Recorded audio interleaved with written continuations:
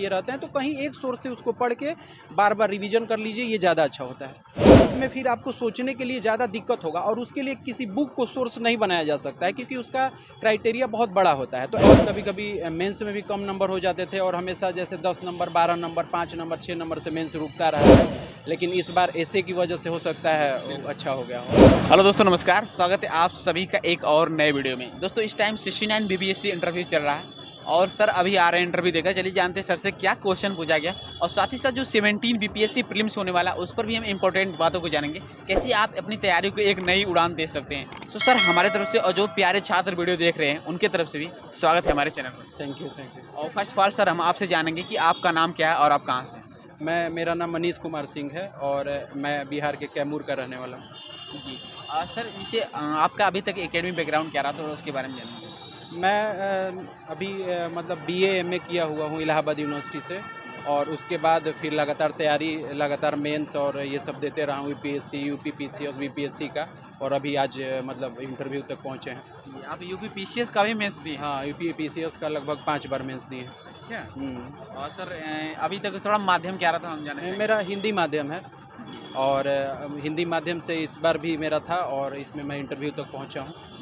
Sir थोड़ा सा हम जानना चाहेंगे कि अभी कोई क्वेश्चन यदि आपको रिकॉल कर पा रहा, अभी इंटरव्यू देने आए थे। अभी जैसे ये मेरा प्रेफरेंस चूँकि दूसरे नंबर पे जेल सुपरिटेंडेंट था, तो जेल से संबंधित क्वेश्चन पूछा गया था कि जेल में मतलब क्या क्या कमियां हैं, उसके सुधार के लिए आप क्या कर सकते हैं, और जो कैदी होते हैं उनको जो हीटर लगाया जाता है या फिर उनको जो कूलर लगाना चाहिए, ये सही है या नहीं। तो इस बात पे थोड़ा सा था। उसके बाद 1-2 क्वेश्चन हिस्ट्री से पूछे हैं, इसके अलावा 1-2 क्वेश्चन फिलॉसफी से पूछे हैं, और यही मतलब नॉर्मली ही पूछे हैं। ज़्यादा देर नहीं चला है, हमें लग रहा है 15 मिनट 16 मिनट चला है, और अच्छे से लोग क्वेश्चन भी पूछ रहे थे, और जैसे जिसमें दिक्कत हो रहा था तो लोग सपोर्ट भी कर रहे थे, ऐसा नहीं था। हाँ जी सर, यूपीपीसीएस में अभी इंटरव्यू आप दिए हैं?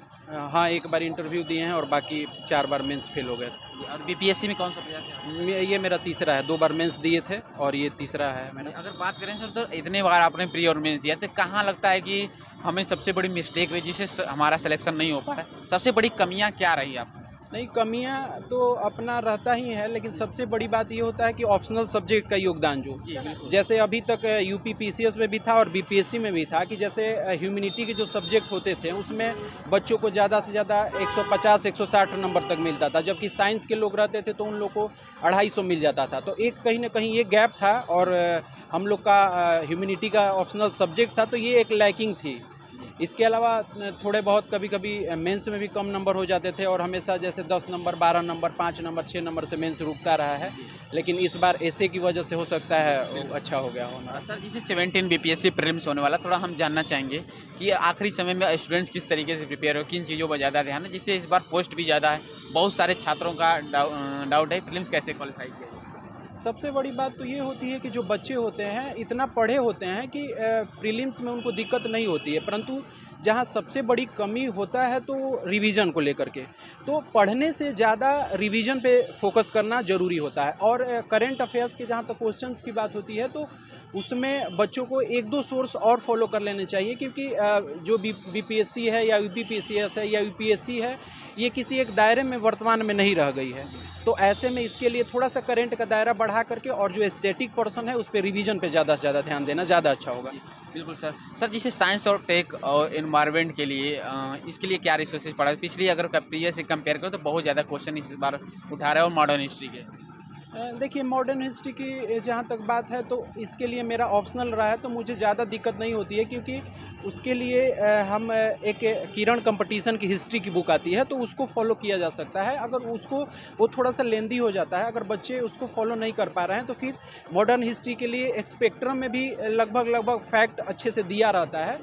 और वर्तमान में जो सिलेबस हो गया है या क्वेश्चन पूछा जा रहा है, उसमें क्या हो रहा है कि कंसेप्ट और फैक्ट दोनों को मिला के पूछा जा रहा है, तो एक इसको सीमित नहीं किया जा सकता है। और मेरे हिसाब से ज़्यादा अच्छा ये है कि जो ज़्यादातर बच्चे स्पेक्ट्रम पढ़ते हैं तो उसको रिवीजन करें, रिवीजन पर फोकस ज़्यादा ज़रूरी होता है। तो साइंस और टेक के लिए क्या रिसोर्सेज पढ़ा जाए? साइंस टेक के लिए तो मैं एक लूसेंट जो आती है उसकी साइंस की, उसी को मैं पढ़ता था और प्रीवियस ईयर पेपर लगाता था साइंस के लिए।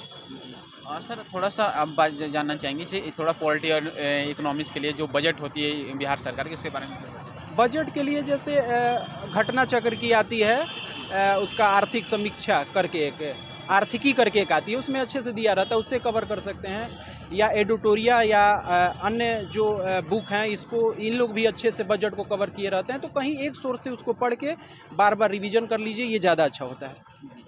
सर थोड़ा सा प्री के बाद मेंस का एग्जाम होता है, तो मेंस के लिए जैसे GS1 और GS2 उसके लिए कैसे प्रिपेयर हो जाता है? और साथ ही साथ बहुत सारे छात्रों का कमेंट्स आ रहा है कि जो अभी तक मेंस नहीं लिखे हैं तो आंसर राइटिंग की शुरुआत कहाँ से कर सकते हैं सर? क्योंकि इस बार पोस्ट भी बहुत ज़्यादा फॉर्म यूपी से भी आने वाले हैं, तो यूपी के बच्चों का डाउट है कि क्या अभी भी मेंस की तैयारी की जा सकती है? अभी अगर जो बच्चे पहले से प्री दिए हुए हैं, जिनका प्री क्वालिफाई हो गया है, अभी वो 15 दिन मेंस पढ़ सकते हैं, परंतु साथ साथ प्री को भी लेके चलना होता है, क्योंकि जब तक आप प्री क्वालिफाई नहीं करेंगे मेंस में नहीं आ सकते हैं। तो ऐसे में इतने बड़े पोस्ट होने के बाद उसको रिस्क लेना, और कोई ये नहीं कह सकता है कि हमारा 4 बार से हुआ है तो हमारा प्री हो ही जाएगा।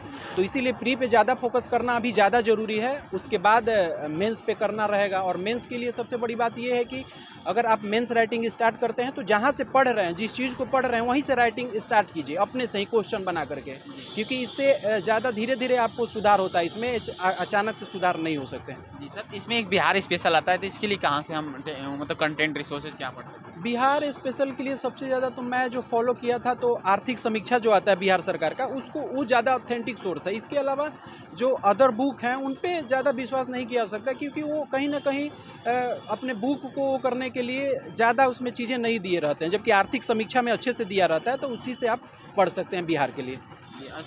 थोड़ा सा हम जानना चाहेंगे, जिसे इसमें एक पार्ट ऐसे का होता है, तो वो कहीं ना कहीं इस बार से 1/3 इसका रोल है, आउट ऑफ 900 में 300 मार्क्स का ऐसे आ रहा है, तो ऐसे क्यों कैसे सर बेहतरीन तैयारी की जा सकती है? देखिए, ऐसे के लिए क्या करना होगा कि प्रतिदिन के न्यूज़पेपर में जो चीज़ें आ रही हैं उस पे आपका एक अच्छा नज़रिया होना चाहिए, क्योंकि जब तक आप पेपर को अच्छे से समझेंगे नहीं, तब तक जो ऐसे आ रहा है उतना डायमेनिक होता है कि उसमें फिर आपको सोचने के लिए ज़्यादा दिक्कत होगा, और उसके लिए किसी बुक को सोर्स नहीं बनाया जा सकता है, क्योंकि उसका क्राइटेरिया बहुत बड़ा होता है। तो ऐसे में न्यूज़पेपर ज़्यादा कारगर है उसके लिए। जी सर, कौन सा हिंदी माध्यम में आप पढ़ें तो कौन सा न्यूज़पेपर बेस्ट होता है? जैसे मैं तो पढ़ता हूँ दैनिक जागरण, राष्ट्रीय संस्करण। जी। इसके अलावा जैसे अगर आप कहीं पटना या अन्य सिटी में हैं तो आप हिंदुस्तान को फॉलो कर सकते हैं। और जैसे अगर आप इंग्लिश मीडियम के हैं तो हिंदू आती है, हिंदू तो और हर जगह आती है, परंतु दैनिक जागरण, राष्ट्रीय संस्करण केवल दिल्ली में ही आता है। तो ऐसे में आपको ऑनलाइन उसका ऐप डाउनलोड करके मोबाइल में और उसको पढ़ सकते हैं, कोई इसके लिए दिक्कत की बात सर नहीं। थोड़ा सा हम जानना चाहेंगे, जैसे यूपी PCS और BPSC इसको सेम लेकर चलना कितना सेम चैलेंज होता है, और क्या दोनों एक साथ तैयारी कैसे एक साथ लेकर चलें? सबसे बड़ी बात देखिए ये है कि जब आप तैयारी के एक स्तर पे आ जाते हैं तो ज़्यादा डिफरेंस आपको दिखाई नहीं पड़ता है, और प्री का जहाँ तक स्तर है यूपी का भी बिहार के समतुल्य ही है। तो ऐसे में अलग अलग तैयारी नहीं बनता है। आप एक सोर्स से एक चीज़ों को पढ़ लेंगे, हिस्ट्री को, तो यहाँ का हिस्ट्री जो पूछा जाएगा सेम वहाँ भी हिस्ट्री उसी तरह का पूछा जाता है, तो इसमें कोई ज़्यादा डिफरेंस नहीं है। हाँ सर, एक लास्ट क्वेश्चन रहेगा कि कई बार छात्र डिमोटिवेट होते हैं, तो मतलब नहीं होगा तो क्या करेंगे, तो प्लान बी होना चाहिए? देखिए, प्लान बी तो होना ही चाहिए, परंतु जब आप तैयारी कर रहे हैं और ज़िंदगी का एक बड़ा रिस्क लेने के लिए तैयार हैं, तो रिस्क लीजिए। फिर पीछे हट के और दो तरफा चलने पे तो नुकसान होता ही है। अब जय चाहे छय का ले करके एक आप चल सकते हैं, उसमें रिस्क तो लेना ही है, ज़िंदगी तो एक रिस्क की है। सर कोई मोटिवेशन इंस्पिरेशन लाइनों के साथ अपनी बातों को समाप्त किया? ये कहा जा सकता है कि अगर इंसान के अंदर जुनून, जिद हो, तो कोई भी साधन हो या कोई भी आपका स्रोत हो या किसी भी प्रकार की रुकावटें उसमें बाधा नहीं डाल सकती। Thank you. सर आपने कीमती समय दिया, इसके लिए मैं ऊपर वाले से प्रार्थना करूंगा इस बार पर जो आपने फर्स्ट प्रेफरेंस डाला है वो आपको जॉब मिल जाए। बहुत बहुत शुभकामनाएं। Thank you. Thank you friends.